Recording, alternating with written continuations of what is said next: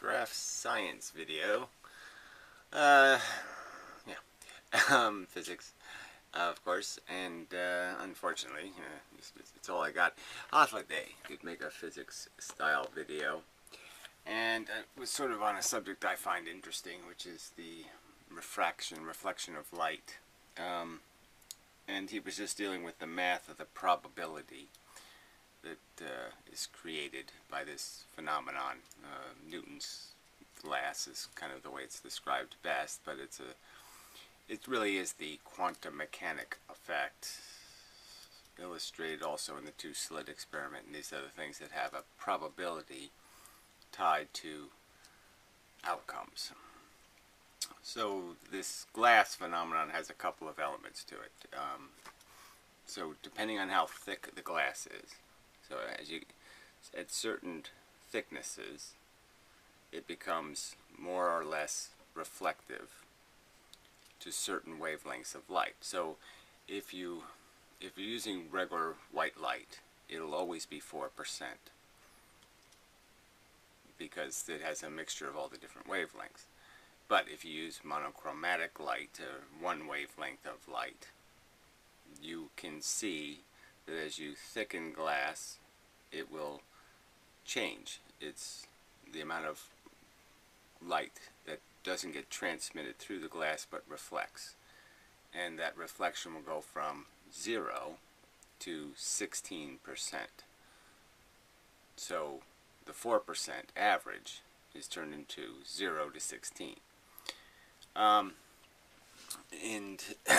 this holds true no matter how thick you go. So if I just use big numbers to make it easier, if I go at 1 inch, I would be at 0. And then if I go an inch and a half, I would be at 16. So at 0, let's say blue light, at 1 inch, blue light will have 0 reflection at 1 inch, let's say, and that at 1 inch and a half, it'll have 16% of the blue light will be reflected. And then at 2 inches, it would go back to 0 again. And then 16, then 0, then 16, then 0. Sine wave.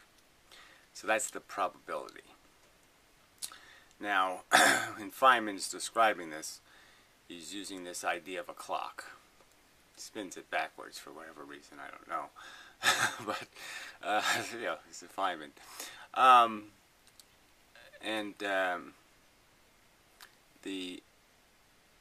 What the clock is representing, in a sense, is distance being traveled, but it's really not.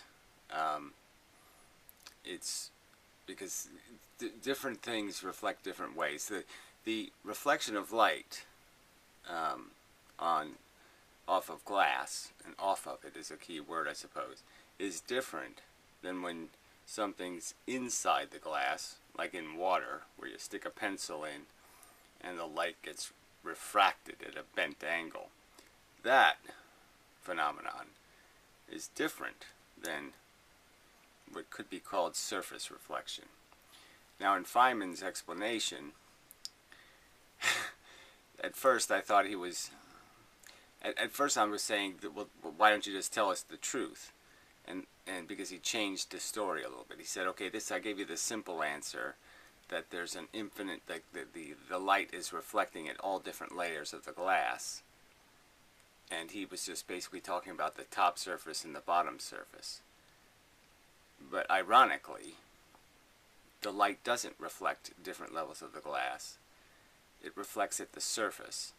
And it doesn't reflect, it only reflects at one surface, the top surface. And the idea of this timing cycle is still used because the timing cycle is a reflection of what's happening to the atoms in the glass, that their cycle is changed. So, so it still holds as if the light traveled the distance, and then, it's a longer distance, therefore more time, therefore more clicks on the clock, and so that the vector changes, and that changes your probability math. So the idea of modeling, see the sort of a problem here is they're using different models, schema, however you want to describe it, to represent different phenomenon, and none of the models are accurate to the actual reality. So I mean, he's using a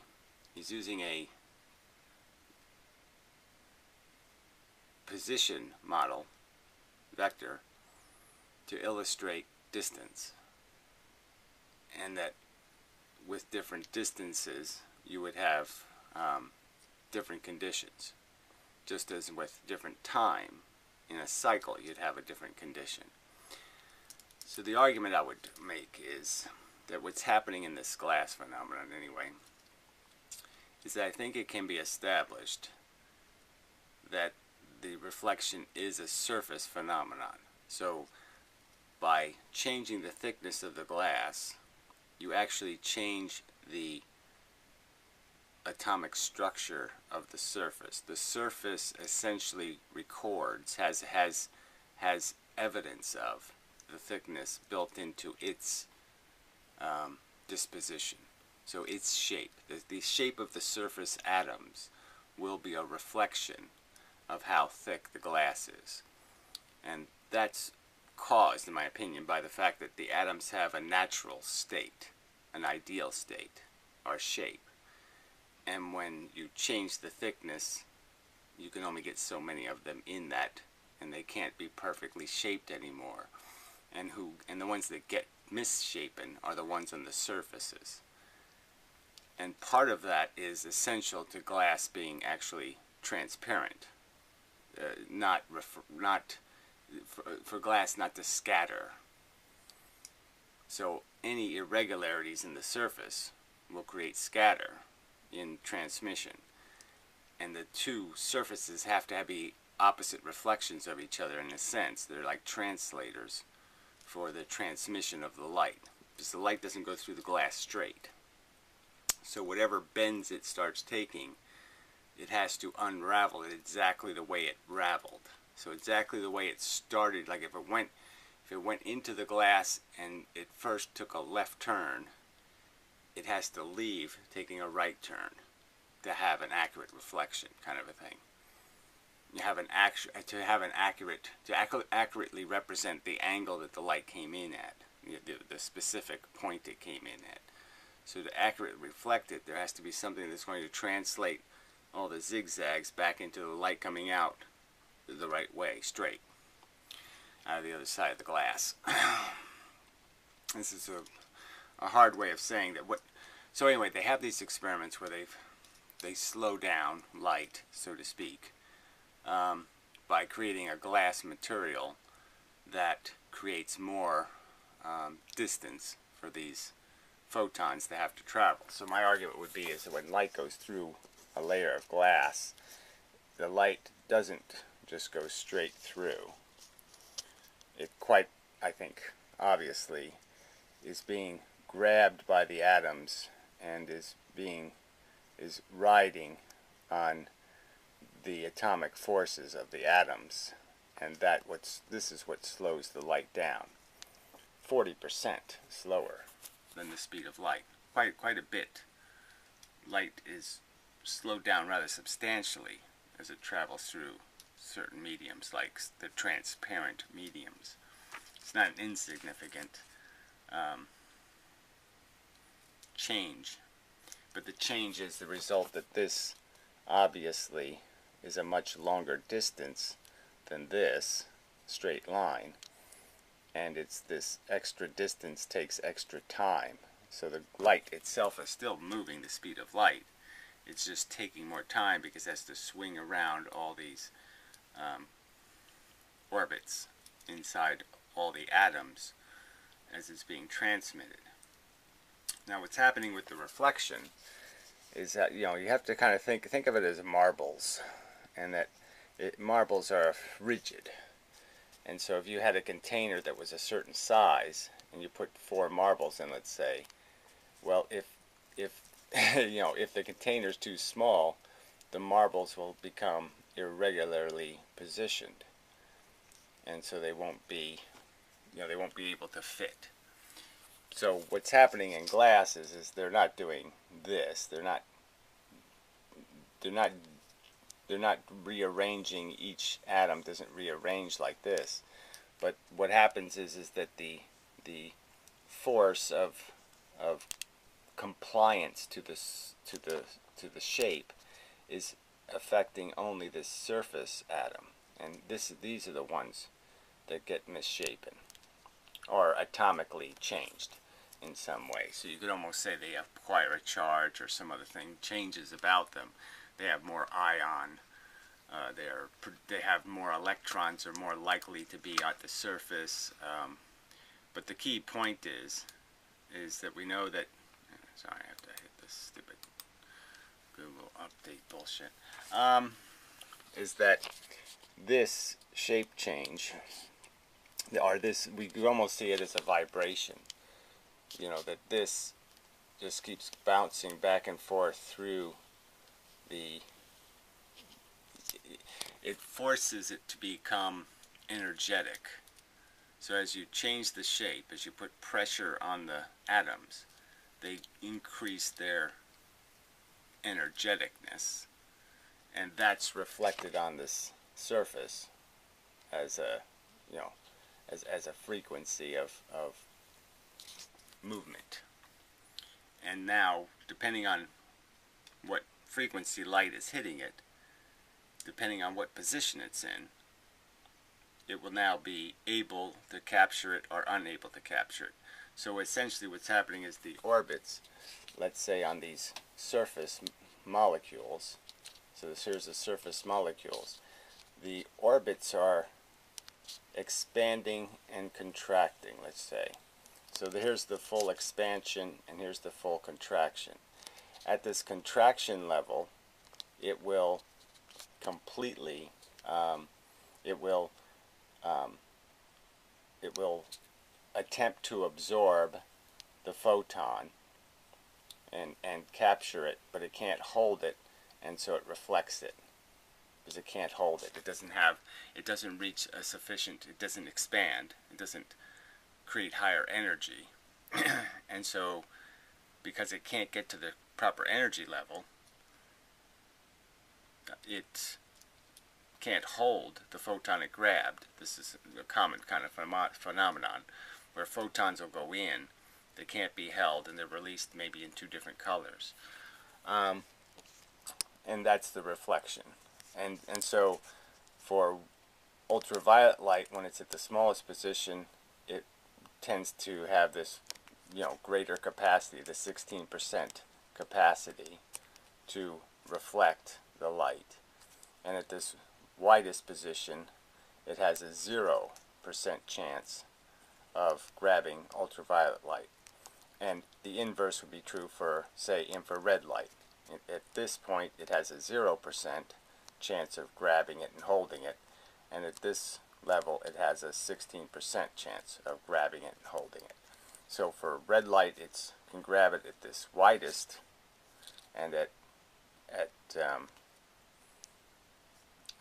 for ultraviolet light, it can only grab it when it's at the narrowest and release it. And that is having nothing to do with the transmission of the light that isn't grabbed. So the light that isn't grabbed is doing this outside thing. It's running around the outside of the atoms. It's the light that gets, that finds that hits the right position of the orbit. You know, it's like a meteor coming into the solar system. Most of the time it's not going to hit anything, but if it gets close to an orbital position, then it can be grabbed by the gravity if it has the proper velocity. So it's that kind of argument. If it comes in the right position, it will be grabbed.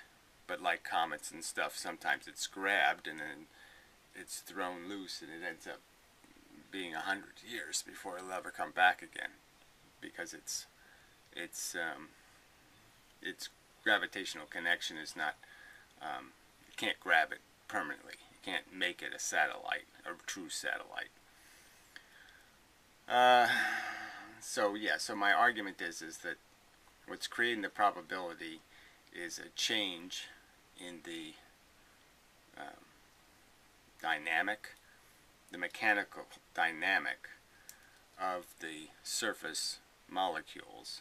As you change the thickness of the glass, you change the pressure that the molecules are under, which changes the orbit, the orbital compression, however you want to describe it, the strength of the atomic structure, its capacity to grab light at different energy levels.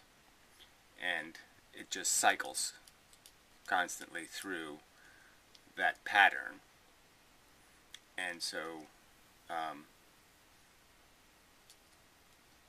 yeah, it's there. So the idea is that the argument I would make is that there is no, it always is on the surface though. The surface molecules would decide 16% or 4%.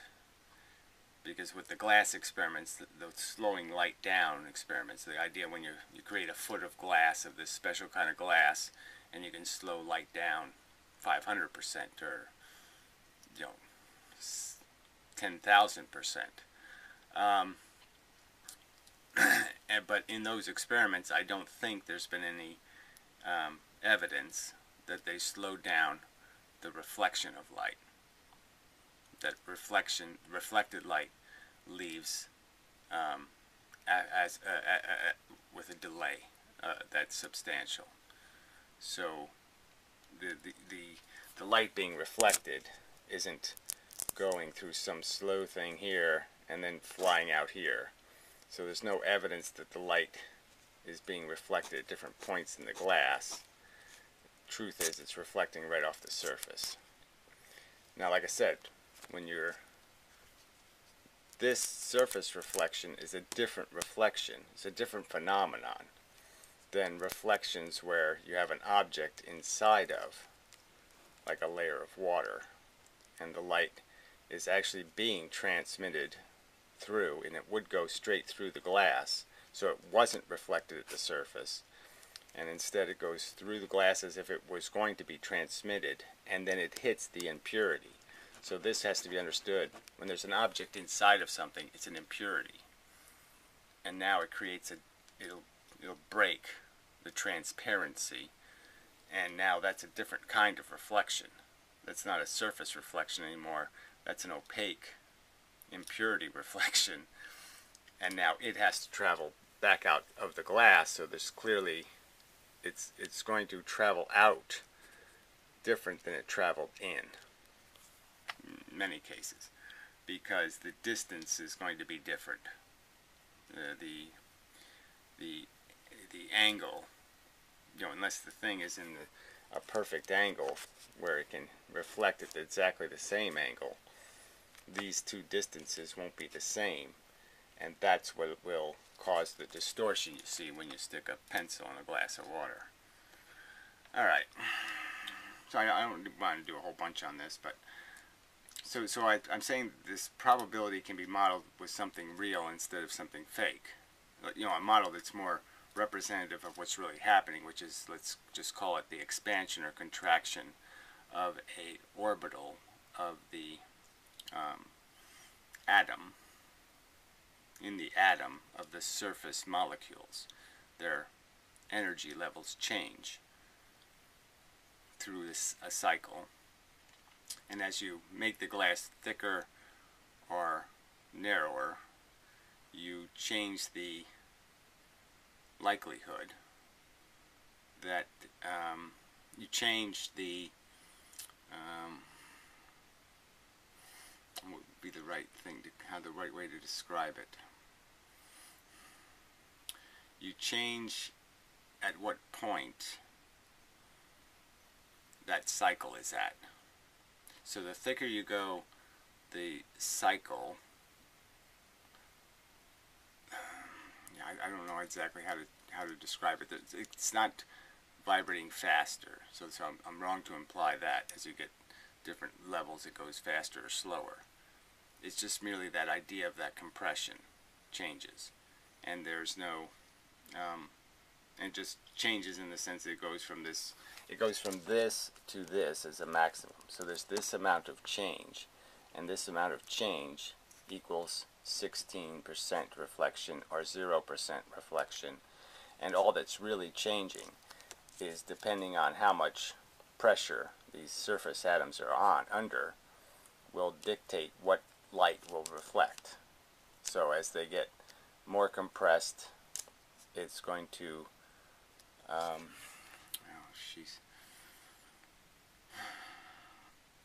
so different, exactly. So different thicknesses of glass will affect different light. So the same thickness, 1 inch, will only do the 16% for red light, and for blue light it would be a 0. But the 1.5 inches now creates a different pressure, so that would be, let's say, the biggest orbit now. And so now the red light's out of luck and the blue light's going to get reflected. So, yeah, I think it's simple enough to say, forget about the idea of even having to, I think it has to be communicated from surface to surface. The pressure has to be communicated through the two things. But the point is the only atoms that get affected by this are the surface atoms, the end atoms, the last atom, the ones that are the transition between empty space and the structure they're atomically connected to. The rest of the interior atoms, as you could argue, have the advantage of being connected at both ends. They have like a plus and a minus pole, and those poles are connected to minuses and pluses. They're bound to each other, where the surface molecules are not bound, and therefore on one end, so they can change shape. So the ones interior can't change shape, the ones exterior can. It's simple enough to put it that way. And it's that shape change that creates the probability. And the shape change varies depending on how thick the glass is. Right, I think that's enough. Alright, till next time. Touch.